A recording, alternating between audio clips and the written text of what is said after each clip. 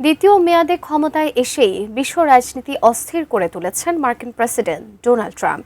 Asia, Europe কিংবা Africa, পৃথিবীর সবখানেই ক্রোধ বাড়িয়েছেন তিনি। এমনকি নিজ দেশেও তৈরি হয়েছে বিরোধ।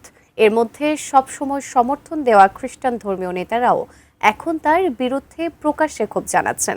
বিস্তারিত মেহেদী হাসানের প্রতিবেদনে। ফেব্রুয়ারির শেষ দিকে শুরু হওয়া ইরান যুদ্ধ এখন 2 সপ্তাহের যুদ্ধবিরতিতে থাকলেও উত্তেজনা এখনও কমেনি। বরং এই সংঘাতের কারণে বিশ্ব জ্বালানি বাণিজ্যের গুরুত্বপূর্ণ পথ হরমুজ প্রণালী বন্ধ হয়ে গেছে। এর প্রভাব পড়েছে সারা বিশ্বে, তৈরি হয়েছে তীব্র জ্বালানি সংকট। আর এই পরিস্থিতিতেই নতুন করে চাপে পড়েছে মার্কিন প্রেসিডেন্ট ডোনাল্ড ট্রাম্প। সম্প্রতি ট্রাম্পের ইস্টার সানডের পুরনো কিছু পোস্ট নতুন করে সামনে আসে। সেখানে তিনি ইরানের বিরুদ্ধে আক্রমণাত্মক ও অশালীন ভাষা ব্যবহার করেছিলেন। পবিত্র এই দিনে এমন মন্তব্য প্রকাশ্যে আসার পর ক্যাথলিন ও প্রোটেস্ট্যান্ট উভয় সম্প্রদায়ের নেতাদের মধ্যে তীব্র প্রতিক্রিয়া দেখা দেয়। অনেকেই এই আচরণকে ধর্মীয় মূল্যবোধের বিরুদ্ধে বলে মন্তব্য করেন।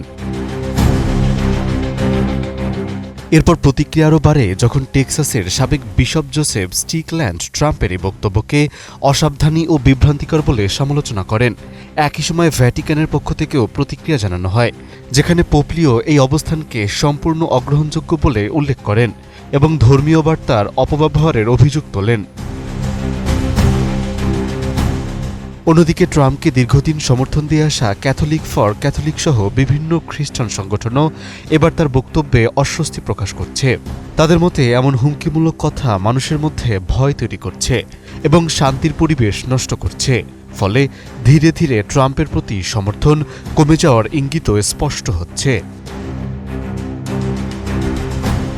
এদিকে একই সময় ওমান উপসাগরে একটি ইরানি পণ্যবাহী জাহাজ আটকের ঘটনায় চলমান শান্তি আলোচনা নতুন করে অনিশ্চয়তায় পড়েছে। ইরান জানিয়ে দিয়েছে, নৌ অবরোধ চলতে থাকলে তারা কোনো আলোচনায় বসবে না। পাশাপাশি ট্রাম্পও নতুন করে হুঁশিয়ারি দিয়ে বলেছেন, চুক্তি না হলে ইরানের গুরুত্বপূর্ণ স্থাপনায় হামলা চালানো হবে।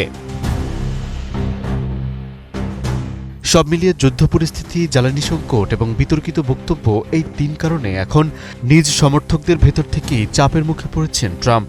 ফলে আন্তর্জাতিক ও দেশের ভেতরের রাজনীতিতে এর প্রভাব কতটা পড়বে এখন সেটাই দেখার বিষয়। মেহেদী হাসান, এটিএন নিউজ।